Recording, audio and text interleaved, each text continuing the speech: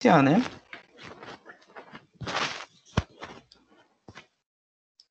Vou deixar aqui para gravar.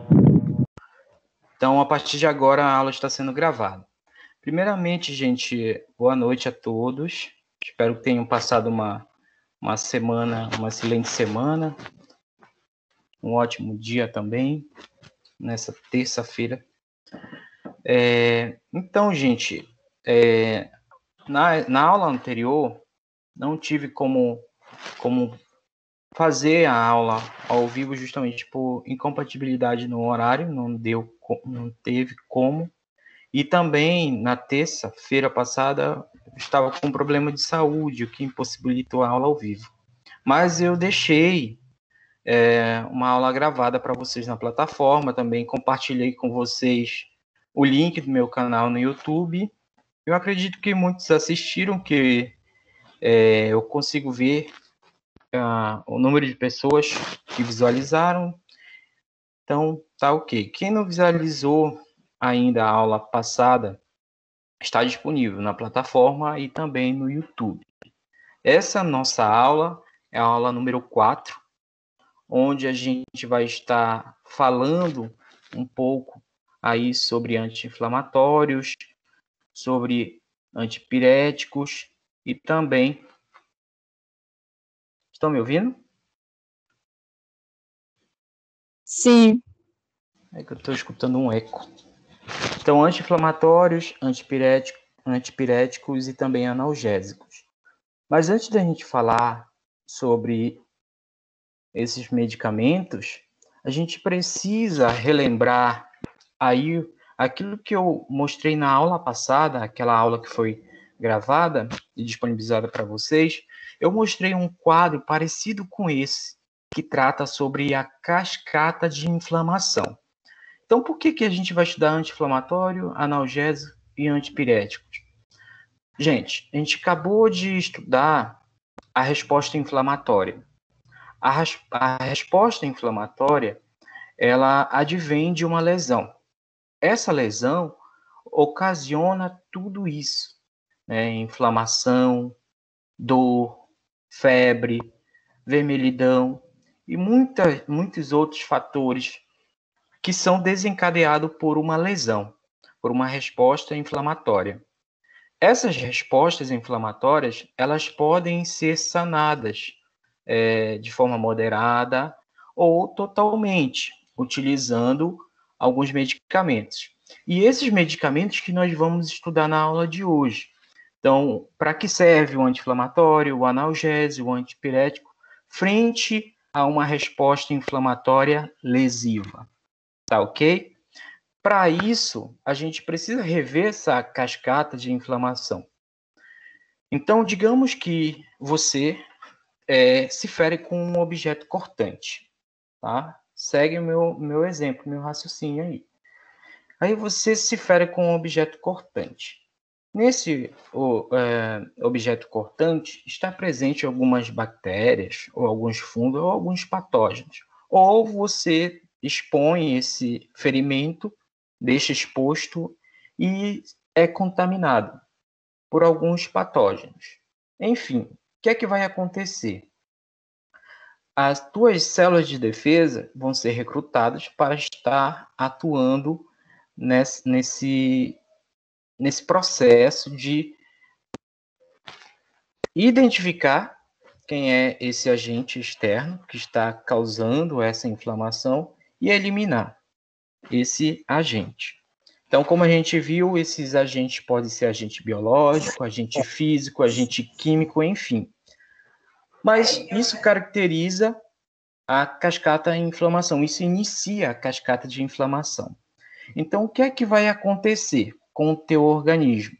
Teu organismo, frente a uma lesão, vai perceber, por meio da célula que foi lesionada, toda a célula do nosso corpo é constituída por fosfolipídios, ou seja, nós temos as membranas da nossa célula que é constituída por fosfolipídios. Esses fosfolipídios que constituem a nossa membrana celular, quando eles são rompidos por alguma lesão, eles liberam algumas enzimas. O nome dessa enzima, gente, é fosfolipase 2. Essa fosfolipase 2, quando ela é ativada por algum estímulo lesivo, ela libera ainda aí na membrana celular para o citoplasma um ácido, que é chamado de ácido araquidônico.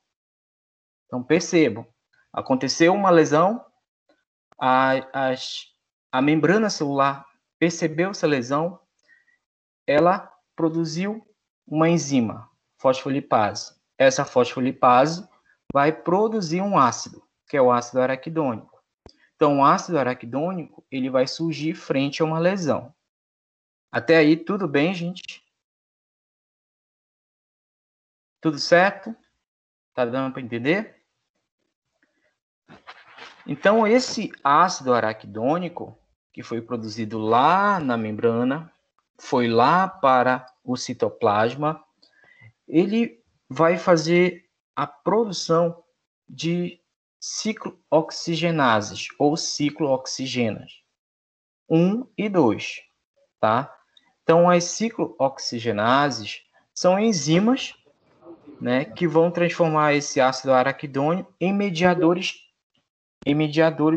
químicos, e esses mediadores químicos, eles são inflamatórios. Então, gente, houve a lesão, né? Produção do ácido araquidônico, produção de mediadores químicos. Esses mediadores químicos vão fazer um quadro de sintomas, né, posteriormente, como, por exemplo, a febre, a dor, a sensibilidade, né, a agregação plaquetária, a vermelhidão daquela área. Então, tudo isso vai ser em resposta aos mediadores inflamatórios. E o que é que esses medicamentos, os anti-inflamatórios, os analgésicos, os antipiréticos, têm a ver com essa cascata de inflamação? Tudo. Por quê? Se eu utilizo qualquer um desses aí, eles vão estar atuando de forma específica dentro desses mediadores inflamatórios. Por exemplo, quando eu administro um medicamento anti-inflamatório, ele pode estar atuando, por exemplo, no ácido araquidônico, bloqueando o ácido araquidônico. Ou ele pode estar bloqueando a oxigenase 1 ou 2, né? Então, depende muito de cada medicamento e onde ele vai atuar. Ah, mas se ele bloqueia, o que, que vai acontecer? Ora, se ele bloqueia o ácido araquidônico, vai ser produzido a oxigenase 1 e 2? Sim ou não? O que vocês acham? Não, né? Nem as oxigenases, nem os mediadores inflamatórios. Então, por isso é o nome anti-inflamatório. Tem aversão à inflamação, justamente para evitar com que ela aconteça ou diminua a sua intensidade. A mesma coisa são os analgésicos e os antipiréticos, né? Os analgésicos, redução da dor. Então, a gente tem os mediadores inflamatórios que são responsáveis de produzir a dor, que nesse caso são as prostaglandinas, que está aí no meio na imagem. As prostaglandinas, ela tem essa resposta de produção de dor.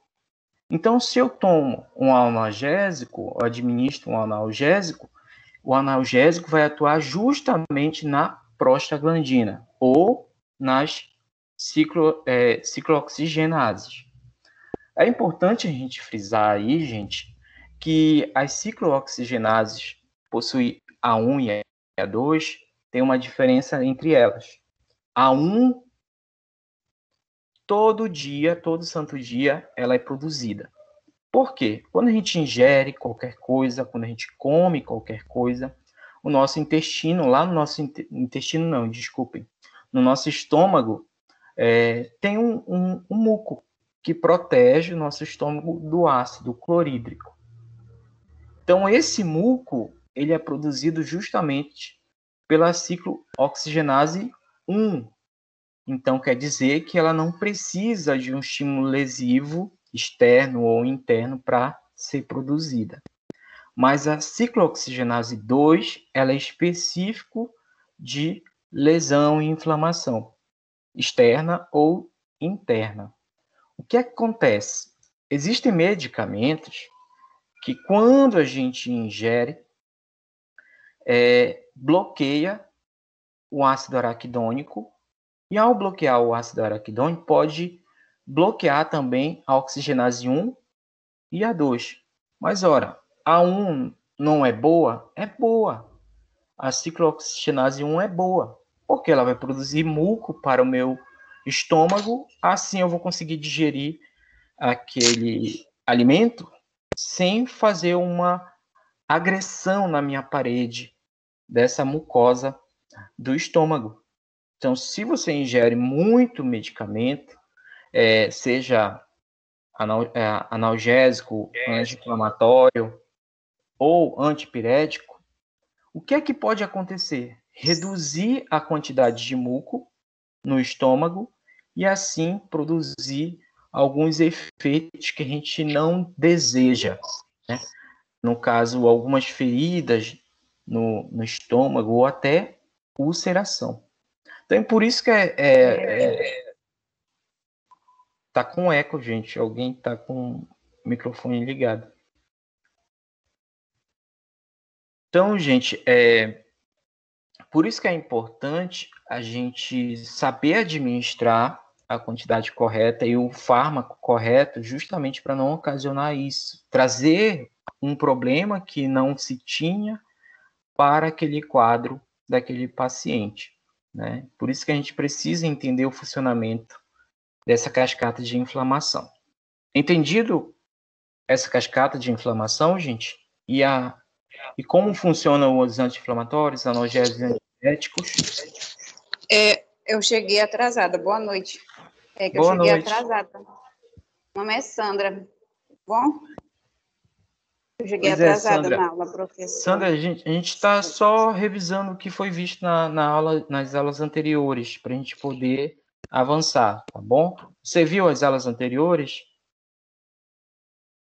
Você assistiu às aulas anteriores que estão gravadas? É só uma revisão bem rápida mesmo, só para a gente avançar. Então, a gente está falando sobre a cascata de inflamação. A cascata de inflamação que tem aí as ciclooxigenases, que elas são importantíssimas para produzir mediadores inflamatórios. Esses mediadores inflamatórios, eles vão estar responsáveis pela dor, né? Eles vão estar responsáveis pela febre, pelo inchaço, pela vermelhidão no local onde acontece a lesão. Basicamente isso. E quando você administra um anti-inflamatório, um analgésico e um antipirético, esses fármacos vão atuar justamente nessas ciclooxigenases e também nos mediadores inflamatórios. Basicamente isso que eu falei, bloqueando totalmente ou parcialmente eles. Então, com isso, a gente pode avançar, né? Falamos na nossa aula anterior sobre o processo inflamatório, que existe dois tipos, né? O agudo e o crônico. A diferença de um para o outro varia muito, né? O quadro de inflamação aguda, como vimos na aula anterior, dura aí, portanto, horas, minutos, horas, dias e até semanas. Mas depois que o agente lesivo ele é eliminado, há processo de reparo e logo cessa esse processo inflamatório. Porém, a inflamação crônica perdura por um tempo maior, tá? Meses, anos, décadas, enfim. É um processo inflamatório crônico que deriva de muito tempo.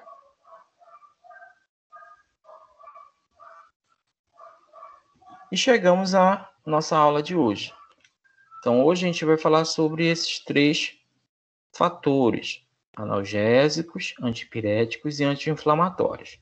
O primeiro que nós estaremos abordando são os analgésicos. Bem, Os analgésicos, gente, eles são fármacos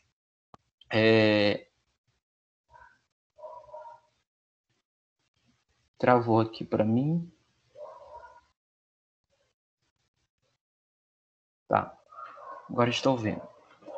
Então, um fármaco analgésico é qualquer membro do grupo das drogas usados para alcançar uma analgesia. O que seria uma analgesia, gente? Seria um alívio da dor. Então, os fármacos analgésicos, eles atuam de várias maneiras, na verdade, no nosso sistema nervoso periférico e central também. É importante a gente frisar que os analgésicos eles vão se diferenciar aí, portanto, dos anestésicos. Então, existem os anestésicos e os analgésicos. Então, os analgésicos é para aliviar a dor, enquanto que os anestésicos, eles afetam temporariamente, em alguns casos por um tempo maior, horas ou até dias, né? Eliminando completamente a sensação de dor. Tá? Então, essa é a principal diferença, enquanto que os analgésicos é um alívio da dor temporária e os anestésicos já é por um tempo maior, tá? Lembra que eu falei anteriormente sobre o bloqueio dos mediadores inflamatórios? Então, nesse caso, entre os anestésicos, eles bloqueiam por completo esses mediadores inflamatórios. Então, os anestésicos, gente, eles incluem, deixa eu passar aqui o slide, alguns representantes aí. O mais conhecido é este, é o paracetamol. Então, o paracetamol, ele é conhecido na América do Norte como o nome que vocês podem ver aqui, acetaminofeno, né? Ou APAP. Aqui no Brasil a gente conhece como paracetamol mesmo, né? Inclui também os analgésicos, os anti-inflamatórios não esteroides ou anti-inflamatórios não esteroidais. Abreviado, a gente tem aí o nome AINES. Oi? Tem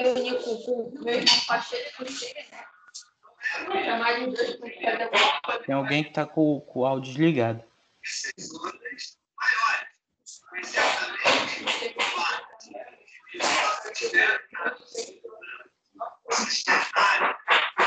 Deixa eu ver quem é.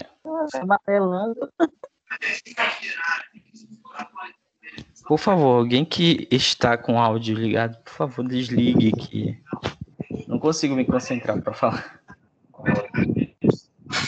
Por favor. É a Silvia que está com o áudio ligado. Vocês estão vendo a apresentação aí, gente? Sim. Dá pra ver. Sim. É porque eu não consigo ver aqui, não está aparecendo para mim. Não sei o que aconteceu aqui na plataforma. Pronto, apareceu aqui para mim. Bem, gente, a gente está falando sobre os representantes aí dos analgésicos. O mais conhecido que nós temos aqui, né, é o paracetamol, né? Mas não é somente o paracetamol. Nós temos anti-inflamatórios não esteroides ou anti-inflamatórios não esteroidais, né, que são chamados de AINES. E também nós temos os... Não dá para me concentrar, gente. Deixa eu ver se eu consigo desligar o áudio dela aqui. Se a pessoa está com o microfone ligado, não está prestando atenção na aula. Então, por quê?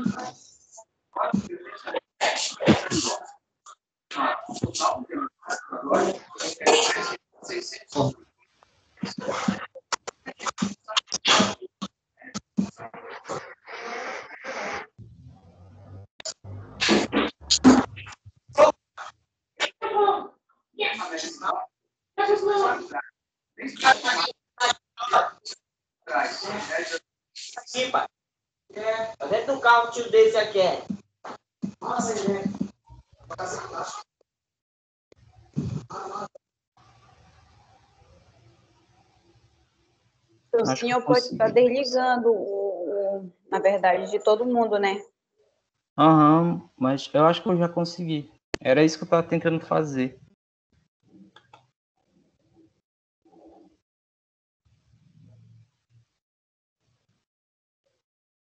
Acho que foi agora. Vocês estão me ouvindo?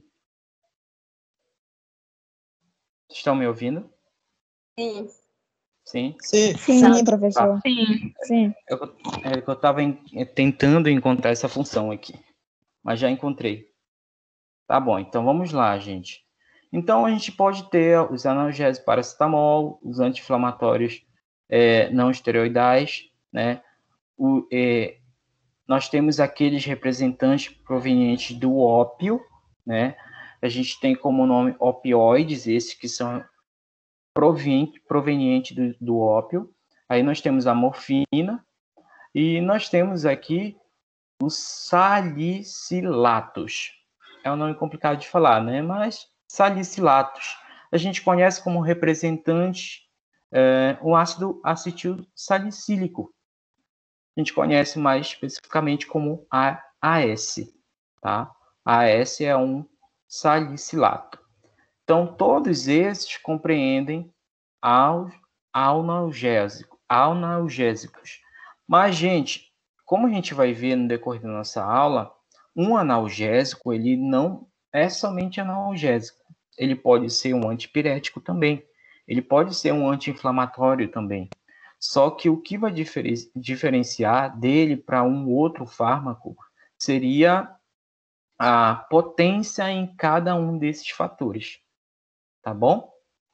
Por isso que existem fármacos que servem para várias coisas ao mesmo tempo. Tá bom? Então, como seria a escolha de um analgésico?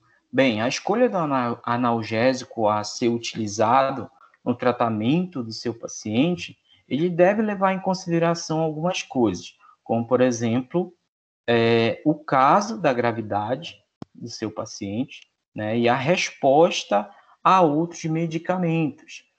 Então, se aquele paciente tem alguma predisposição a algum medicamento, tem alguma alergia a algum medicamento, né? Ou se esse medicamento que você irá administrar ser adicionado com outro, ele pode dar alguma reação adversa. Então, você tem que saber tudo isso antes de administrar, antes de fazer a escolha do seu analgésico para aplicar no seu paciente. Bem, a escolha analgésica também é determinada pelo tipo de dor. Na aula passada, eu mostrei para vocês a escala de dor. Então, é uma escala que vai de dor leve, dor moderada, até uma dor insuportável. Então, de acordo com o tipo de dor que o seu paciente estiver, você vai aplicar, né, administrar o analgésico específico, né, um que tenha maior potência, ou seja mais forte, né, em relação a uma dor agonizante, digamos assim. Aquele que possui uma dor mais leve, você vai aplicar um analgésico que seja também mais leve, tá? Sempre tomando cuidado com a questão da dose. Então, a questão dos analgésicos é bem simples de se entender, né? Bem curto também a explicação. É basicamente isso que a gente viu até agora. Os antipiréticos, por que eu falei pouco dos analgésicos? Gente, porque a gente já falou na aula anterior sobre dor, né? E também a gente já falou sobre inflamação. O que a gente não falou muito ainda foi a questão da febre, não foi? Então, por isso que eu resumi um pouco, até porque no livro de vocês está bastante resumido também essa questão analgésica. justamente porque na parte introdutória ele já comenta muito sobre isso. E agora, nos antipiréticos, eu vou falar um pouco mais. Então, essa aula vai exaltar um pouco mais os antipiréticos. A gente vai falar um pouco sobre febre, como acontece a febre, qual é a diferença de febre para estado febril, que são coisas diferentes, a febre em crianças, em bebês, em adultos, tá bom? Então, a nossa aula vai falar basicamente um pouco mais sobre os antipiréticos, a questão da febre. Bem, os antipiréticos são fármacos também, que possuem substâncias que reduzem a febre, ou seja, reduz a temperatura corporal. Então, os antipiréticos eles fazem com que o hipotálamo, que é uma região do nosso cérebro, que ele produz muitos hormônios e ele manda informações para grande parte do nosso corpo, grande parte não, para o nosso corpo como um todo, né? Então, o hipotálamo, nesse caso, ele faz com que não aumente pela administração, né? Se eu administro um antipirético, ele faz com que o hipotálamo não aumente a temperatura corpórea, né, em resposta à presença daquela prostaglandina que eu falei anteriormente. Então, se você tem um processo inflamatório, a prostaglandina vai estar ativada. Se ela vai estar ativada, porque ela é um mediador inflamatório, eu tenho que bloquear ela. Como é que eu vou bloquear? Administrando um antipirético. Então, eu vou bloquear a prostaglandina. Uma vez bloqueada a prostaglandina, que ela faz aumentar a temperatura corpórea, aí sim o hipotálamo vai conseguir diminuir por conta própria a temperatura do nosso corpo. Por quê? Porque a prostaglandina está sendo bloqueada pelo fármaco, que é um antipirético. Então, o corpo, nesse caso, então, trabalha para diminuir a temperatura do corpo, o que resulta em redução da febre. Bem, a maioria dos medicamentos antipiréticos, eles têm outros propósitos, como eu falei anteriormente para vocês. Assim como os analgésicos, eles têm outros propósitos, os antipiréticos também, eles têm outros propósitos. Eles podem atuar também como anti-inflamatório. E também eles podem atuar como analgésicos. Tá? Então, nós temos aí o ibuprofeno e a aspirina, que nos Estados Unidos é bastante utilizado. Aqui no Brasil, acredito que o ibuprofeno é mais utilizado do que a aspirina. Mas, enfim, eles são anti-inflamatórios não esteroidais, como eu falei anteriormente. Porém, eles têm uma resposta antipirética muito grande. Então, é difícil a gente pegar, elencar por exemplo, apenas um fármaco que serve só como antipirético, ou só como analgésico, ou só como anti-inflamatório. Porque eles vão atuar de diversas formas também. Então, o ibuprofeno e a aspirina, elas são analgésicas, são anti-inflamatórias e antipiréticas. Olha aí, são os três, ibuprofeno e as aspirinas. Tá bom? E nós temos o paracetamol. O paracetamol, além de ser um analgésico, como a gente viu anteriormente, no slide anterior. Oi? O senhor pode voltar lá de novo sobre a aspirina, na verdade, que eu não deu para me ouvir direito. Sim, a questão da aspirina, a aspirina e também o ibuprofeno, eles são anti-inflamatórios não esteroide. Então, eles foram fabricados, produzidos para isso, tá? Para ser anti-inflamatório. Porém, eles também, quem descobriu, digamos assim, né? Quem inventou o ibuprofeno e a aspirina, também não contava que ele também pode ser utilizado como analgésico e antipirético. né? Depois que foi descoberto isso, foi liberado o uso tanto do ibuprofeno quanto da aspirina para essas outras finalidades. Por isso que eu falei anteriormente aqui, ó, a maioria dos medicamentos antipiréticos tem outros propósitos. Ele não é somente antipirético, ou seja, para aliviar a febre. Ele pode atuar como anti-inflamatório e também pode atuar contra a dor. Deu para entender agora? Sim? A questão do paracetamol é a mesma coisa. Ele é analgésico, ele foi produzido para ser analgésico, porém se descobriu que ele é também anti-inflamatório e também antipirético. Só que ele tem uma resposta anti-inflamatória muito pequena. Mas ele é um antipirético e um analgésico muito bom. Porém, ele é um anti-inflamatório fraco. Tá?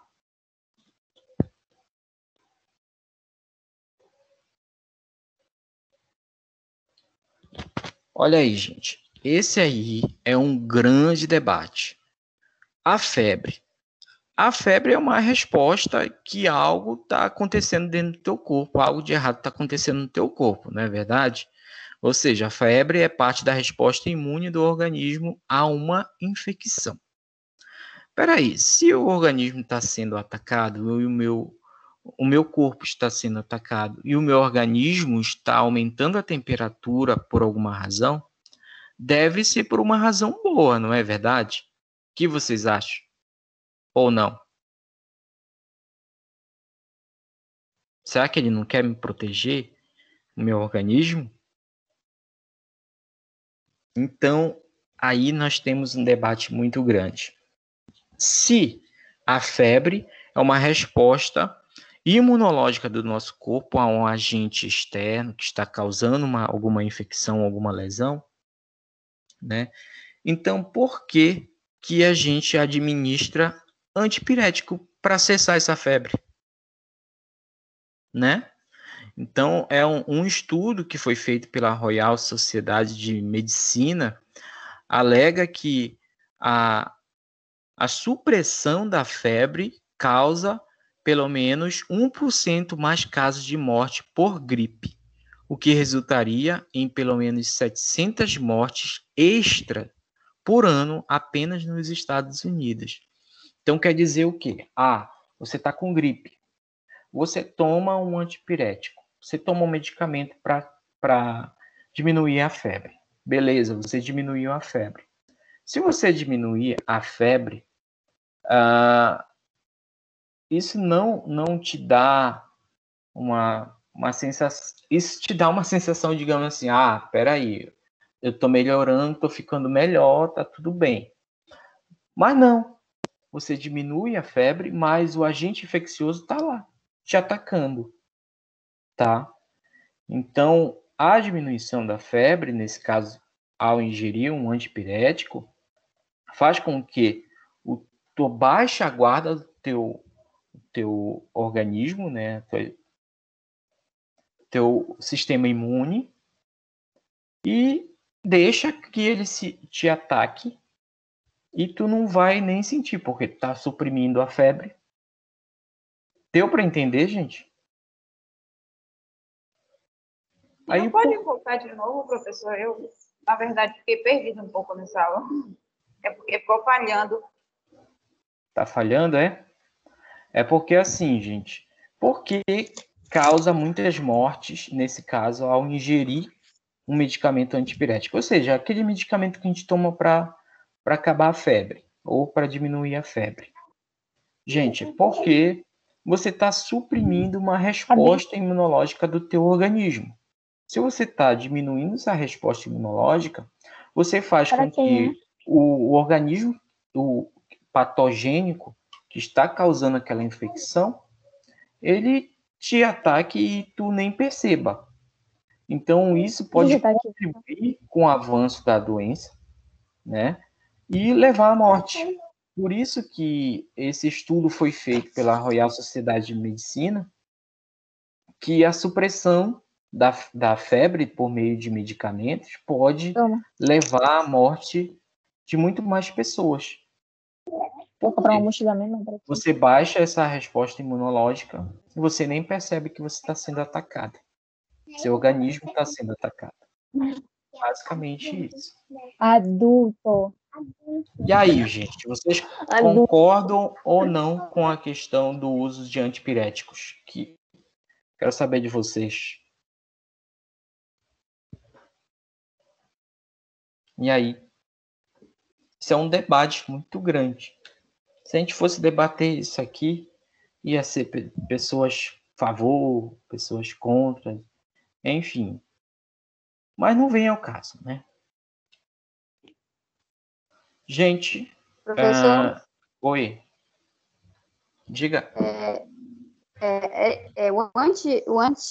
a febre é uma resposta, né, do corpo estar sendo atacado. Eu Uhum. concordo dessa parte do analgésico, de tu administrar no O paciente antipirético. o antipirético, pelos sintomas, que é a febre. Mas junto com ele, eu posso, por exemplo, assim, administrar também um antibiótico que pode estar levando a essa febre também, né? Tem que ser Com junto. certeza. É Com isso, certeza. né? Aí, mas nesse caso, você tem que saber qual é o agente causador, né? Por Isso. exemplo, Dependendo, às vezes, dos sintomas, ou então pode solicitar um exame, um exame, hemograma, alguma coisa justamente. assim, para ver qual é o processo infeccioso, é isso? Isso. Por isso que eu falei para vocês no início da nossa aula, e também na aula passada, que esse processo inflamatório tem de vários agentes, agente biológico, agente físico, agente químico. Então, produtos químicos podem desencadear uma inflamação. Agentes físicos, por exemplo, algo mecânico, você vem e corta uma faca ou qualquer uma farpa de madeira ao entrar no seu dedo, por exemplo. E agentes biológicos, então, são vários, né? Bactérias, fungos, protozoários e muitos outros seres, incluindo os vírus também. Diga. Professor, é assim, então, no caso, a febre, no caso, se eu estou um quadro febril, o certo, eu não ingerir nenhuma desses anti-inflamatórios aqui, ou antipirético. É verdade? Por conta do que o organismo dando uma resposta, quem está sendo atacado por um vírus, por uma bactéria, é isso, não é isso? Aí que tá. Esse debate é muito grande por conta disso. Tem médicos que falam, olha, basta apenas controlar a febre dando banho, né, colocando a água morna, depois colocando na testa, no pescoço, enfim. Ou seja, não administrar nenhum medicamento, só controlando a febre para não aumentar muito. Deixar a febre ali, mas não que ela aumente, tá? E tem outros que falam, não, vou usar o medicamento antipirético para diminuir a febre, mas também eu posso estar utilizando juntamente um outro fármaco, um outro medicamento que possa estar agindo justamente na fonte lesiva, né? Ou um anti-inflamatório também. Um anti-inflamatório pode bloquear a febre, mas nesse caso o agente lesivo estaria ali também, né? Ou poderia administrar um Tá me ouvindo? Não, Um professor, antibiótico ou antibiótico, se for uma bactéria, por exemplo, né? Por aí vai.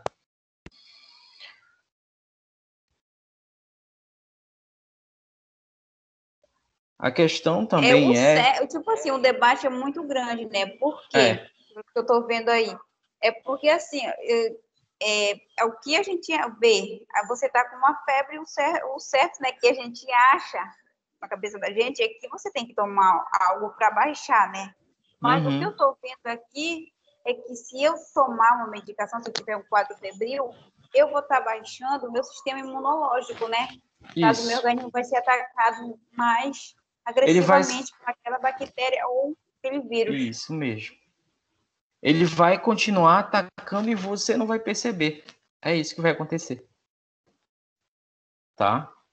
É basicamente também isso. tem outro fator. Professor, também tem outro fator Sim, da pode falar. febre referente à vacinação. Se você for vacinar, aí tem umas crianças que ficam febris, 37,4, 37,5, aí não administra a medicação porque é o efeito da vacina. E às vezes tem a vacina que chega até 38, 35, e também não precisa, depende da situação. Por exemplo, a mãezinha pode fazer uma compressa e vai diminuindo devagar Isso efeito mesmo. do corpo, do próprio corpo dela. Aí tem esse outro ponto em relação à febre também e à medicação, né? E tem, por exemplo, vacinas, como você falou, que é obrigatório acontecer a reação. É obrigatório, digamos assim, acontecer a reação, como, por exemplo, essa aqui que a gente tem, é a BCG, né? Essa aqui, todo mundo tem a marquinha. Deixa eu ver qual é o braço. É o braço direito, né? Vocês podem me confirmar se é a BCG, essa aqui, que a gente tem a marquinha? É a BCG. É a BCG, né? Então, por que a gente tem essa marquinha? Vocês já se perguntaram o porquê disso? As outras vacinas a gente tem, mas não tem marcas, digamos assim. Mas por que a BCG tem? Porque, na verdade, ela é obrigatório ter essa resposta imunológica, mas só que essa resposta imunológica agride o nosso organismo neste caso. Mas é obrigado a gente passar por isso. E essa vacina da febre, né, da diarreia em algumas crianças, enfim. Mas é obrigatório a gente passar por isso para a gente poder adquirir imunidade, né? Nesse caso aí das vacinas, no uso do coronavírus, né, da Covid-19, então algumas reações adversas podem acontecer, mas elas são benéficas futuramente, por quê? Vão criar imunidade. Então, assim como acontece nas outras vacinas. E também com a infecção por alguns patógenos. É importante para justamente criar essa memória no nosso sistema imunológico. Então, é um debate muito grande em relação a isso. Mas deu para entender, né, gente? Deu Olha sim. aí. Então, gente, como tudo dentro da medicina, né, qualquer doença se cria um código para identificar essa doença. A febre, nesse caso, seria não só doença, mas também sintomas, gente. Então, a febre, ela está enquadrada dentro da CID-10. E qual é o código dela? R50.9. Tá bom? Vocês sabem o que é a CID-10? Já ouviram falar? Falhou o meu de novo, Não. professor. Eu não consegui escutar o seu Sim. que o senhor perguntou, na verdade. Estão me ouvindo agora? Sim, professor. Eu estou falando para vocês o que é a CID-10. Se vocês sabem o que é a CID-10, já ouviram falar? Eu ainda não. Professor, é o Não? Código Internacional de Doenças, é o CID, né? Parece que é de doenças infecciosas. Não, infecciosas, se não me engano. Não, na É. verdade, a Não. CID-10 é a Respiratório. 10ª edição, né, do Código Internacional de Doenças. Então, teve a primeira edição, a segunda, a terceira e assim sucessivamente. Foi se descobrindo novas doenças. A cada nova doença e um conjunto de sintomas que eram descritos, isso tem que ser descrito e anotado em algum lugar de ampla circulação. que todo profissional de saúde deve ter contato e identificar. Por exemplo, a CID que eu falei agora há pouco. Deixa eu falar aqui. A febre, né? CID-10, R50.9. R50.9, você, aqui em Abaetetuba, vai ver esse código e você sabe que é febre. Esse mesmo código vai ser o mesmo lá nos Estados Unidos, na Austrália, no Japão, em qualquer lugar. Por quê? É um código internacional. Então, esse código, ele vai identificar não somente sintomas, mas também doenças. Então, CID-10 significa Código Internacional de Doenças. Então, ele faz a classificação estatística internacional de doenças e problemas relacionados à saúde, também doenças e sintomas. Deu para entender? É um código. Todo profissional de saúde tem que, pelo menos, ter esse código salvo no computador ou no celular, caso queira saber a determinada CID.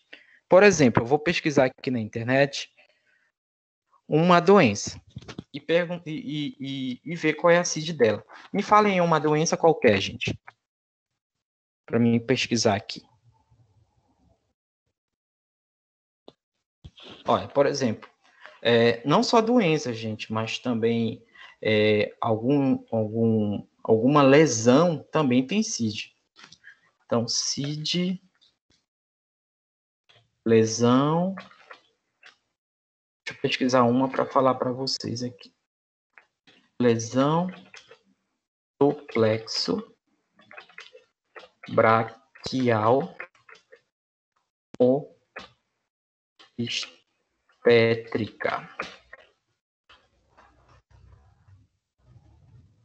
CID-10. Aí, gente, qualquer CID que você quiser saber, você escreve o nome da doença e do lado CID-10. Não só a doença, sintoma da lesão. Por exemplo, P14. P1402. P1402 é a CID-10 da lesão do plexo braquial. Vocês já ouviram falar? O que é isso? Lesão do plexo braquial? Lesão do plexo braquial, gente, obstétrica, é uma lesão que acontece em bebês ainda no momento do parto, quando a passagem é muito pequena e quando é feita uma manobra, né, onde nessa manobra acaba lesionando os nervos que compõem o plexo do braço, os nervos que compõem o movimento do braço. E essa lesão acontece justamente no pescoço, tá? Então, essa lesão ela pode ser parcial ou total, tá? Eu falei isso porque essa lesão é bem próxima de mim, a minha filha tem essa lesão, né? Ela adquiriu essa lesão no momento do parto, ela não mexia, na verdade, com um dos braços, por isso que eu conheço bastante essa lesão, já pesquisei bastante sobre ela, tá? Mas Da minha irmã também é a mesma coisa. Qual é o número dessa CID aí, professor? P1402, P1402, tá? Nesse caso é para obstétrica, mas tem para adultos também. Adultos podem adquirir essa lesão por meio de acidentes. Acidente de moto, acidente de carro. Tá bom? Mas a minha filha fez cirurgia, a gente conseguiu a cirurgia para ela ainda com 6 meses de vida. Ela fez uma primeira cirurgia, depois ela fez a segunda, agora com 2 anos, e vai fazer a próxima com 4 ou 5 anos. Mas ela já tem vários movimentos. Diga. Mas assim, como foi que foi a lesão no caso? Foi um tipo, vamos dizer, rompimento não, né? Não foi rompimento, foi Foi. Rompeu todo o nervo. Ele saiu da medula. Foi Da minha total irmã no foi o caso erro dela. também na hora do parto.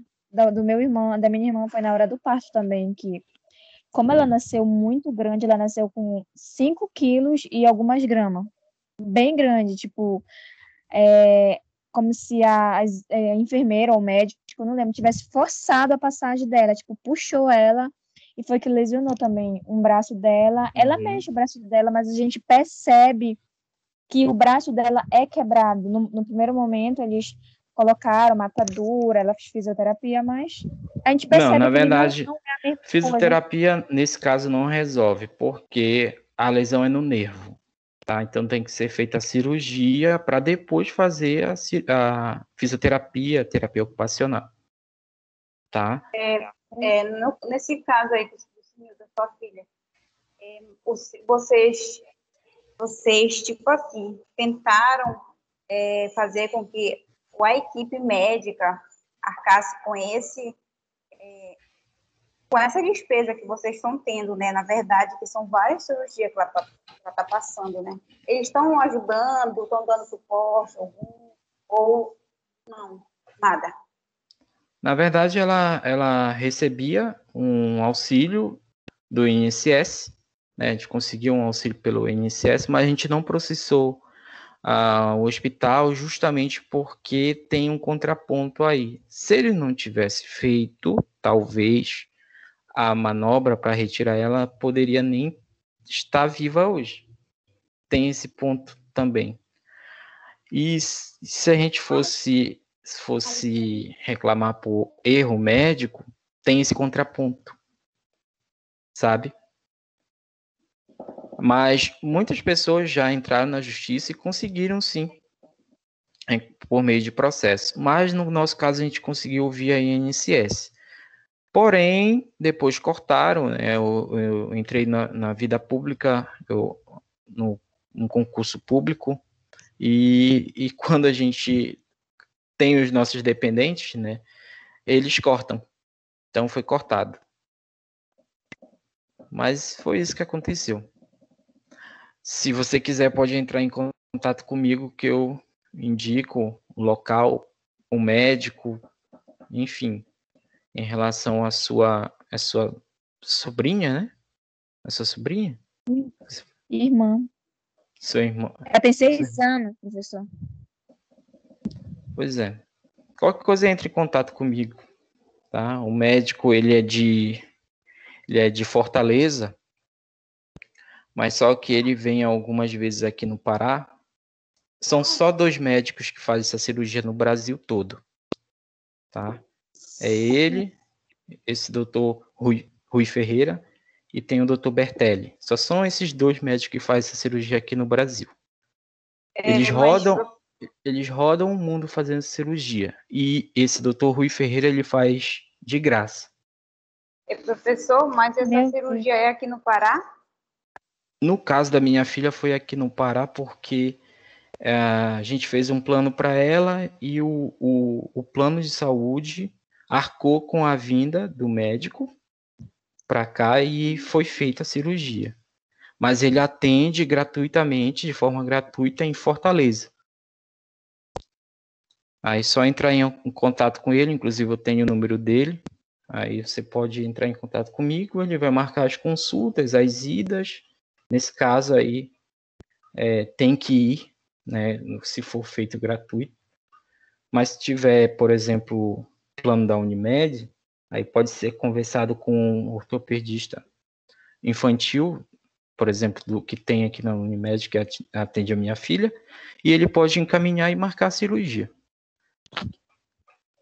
Que no caso da minha filha foi pelo plano. Que são dois que tem, né, no Brasil, né? Como é o nome dele mesmo? Dr. Bertelli e Rui Ferreira. É porque essa lesão ela é muito frequente, principalmente aqui em Abaetetuba. É muito frequente, eu já vi várias pessoas, inclusive quando a minha filha fazia reabilitação lá na UEPA, tinha várias crianças que eram daqui de Abaeté. Várias que eram atendidas lá na UEPA. Justamente com essa mesma lesão. né? Mas é isso.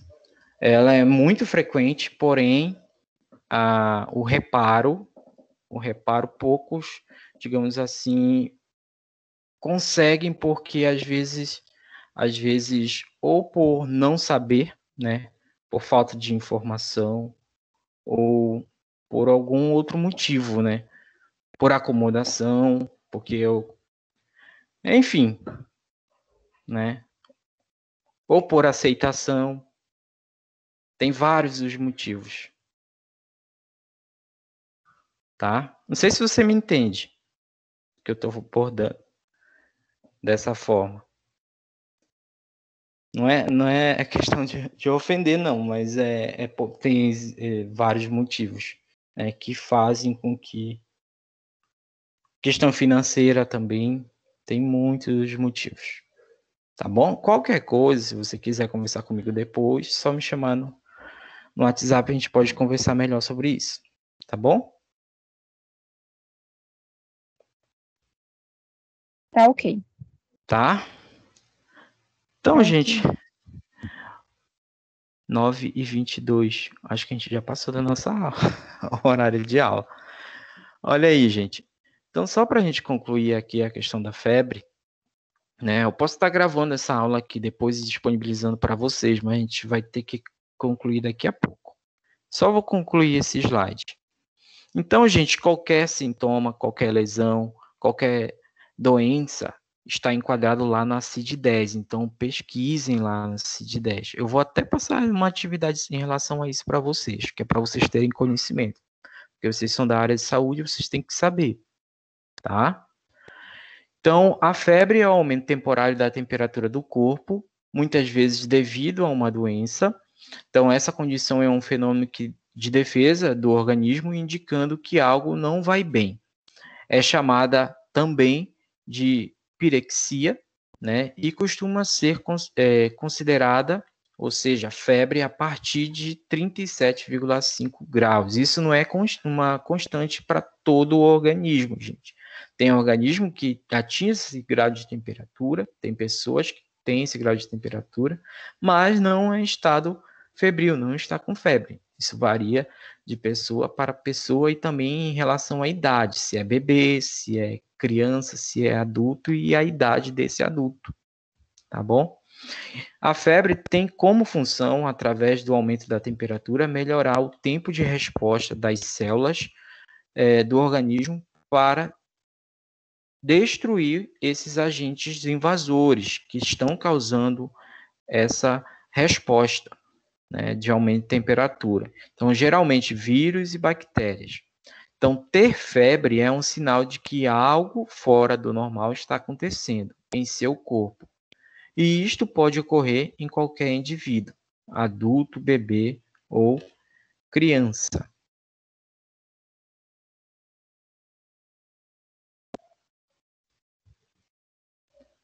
Tem mais um slide aqui, mas só que não dá para me ver muito bem. Então, em outras ocasiões, este mecanismo pode falhar, iniciando-se uma infecção, que pode ser leve ou grave, dependendo da força do micro-organismo e da imunidade do paciente. Então, é aquela questão. A febre, ela é uma resposta que algo está acontecendo, mas ela pode falhar. Ou seja, aumenta a temperatura justamente para poder eliminar esse agente causador dessa febre. Mas, se esse agente causador ele permanece, ele consegue permanecer, mesmo com o aumento da temperatura, então esse mecanismo de defesa, que foi a febre, o aumento da temperatura, falhou.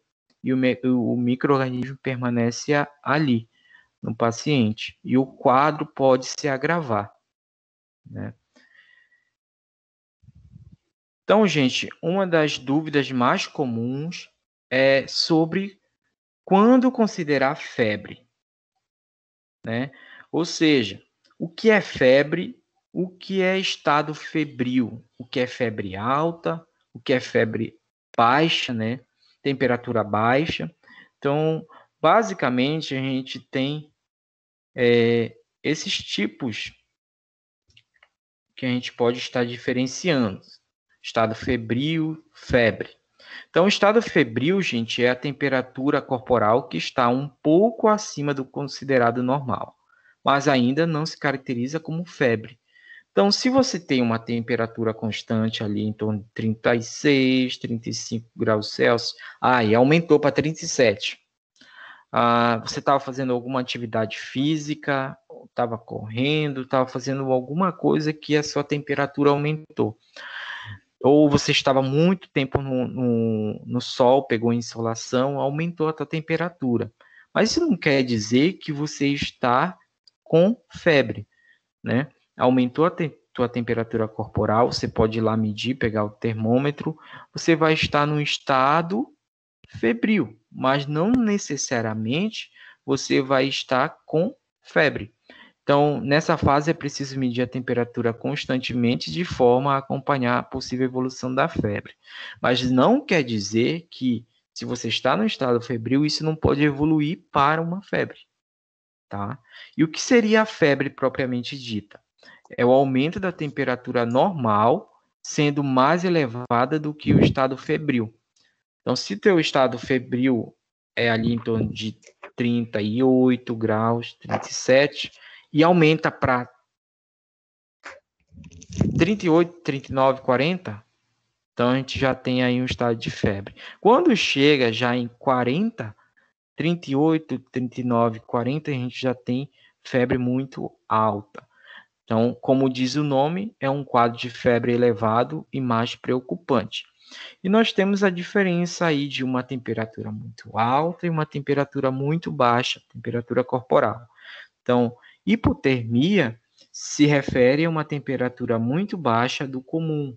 Então, a nossa temperatura média, assim, é entre 35, 36, 35,5, 36,5, 37 no máximo aí. É a nossa temperatura média, né? Mas se tiver abaixo, muito abaixo de 35, tiver 32, né, 34, e cada vez mais diminuindo, nós temos aí, portanto, a hipotermia. E também tem a hipertermia, que seria o oposto, né? É quando a temperatura aumenta demais, né? Muito, muito, extrapolando aí os 40 graus Celsius. Tá bom? Então, gente, a gente vai estar abordando na próxima aula. Na verdade, eu vou terminar a aula agora e depois eu vou estar gravando o restante da aula e vou adicionar nesse mesmo vídeo, tá? Porque na próxima aula eu já quero avançar para um outro conteúdo. Então, eu vou terminar a aula agora, 9h30, porque a gente já passou do nosso horário. E vocês vão ter acesso a esse vídeo até aqui, né? Estado febril, febre alta, enfim. Mas ainda tem alguns slides posteriormente. O que é que eu vou fazer? Eu vou gravar todo o restante, vou juntar juntamente com esse vídeo até agora e colocar aí somente um vídeo e vou disponibilizar para vocês. Tá bom? O que vocês acham?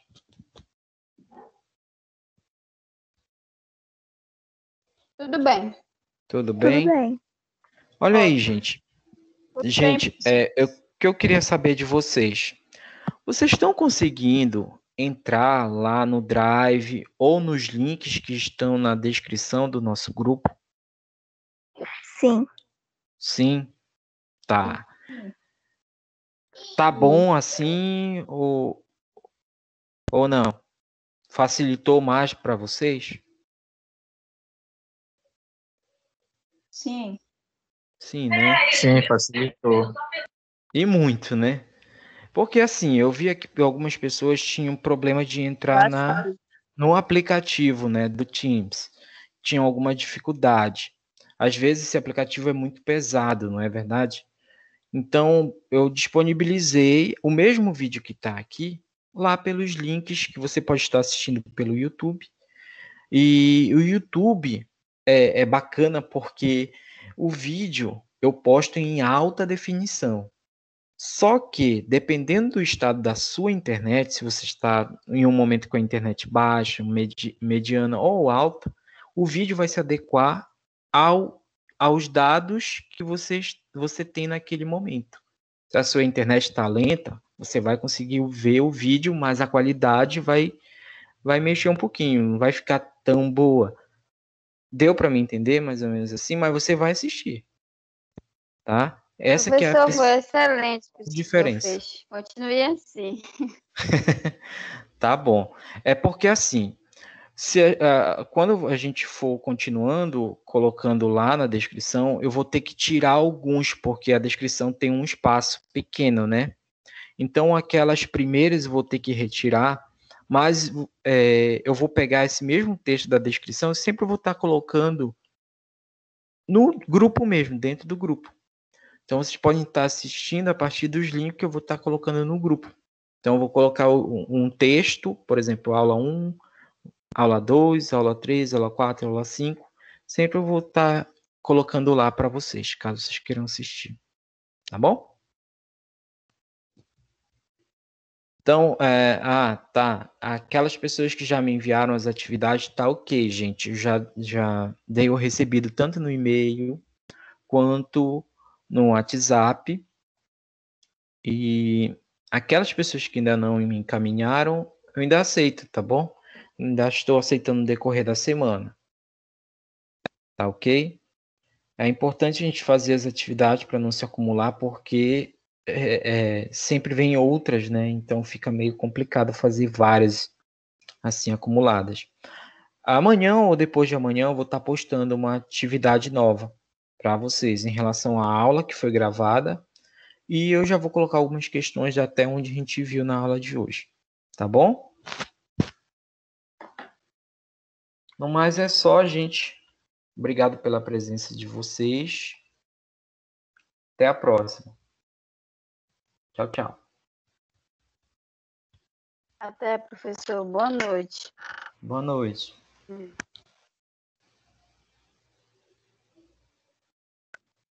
noite.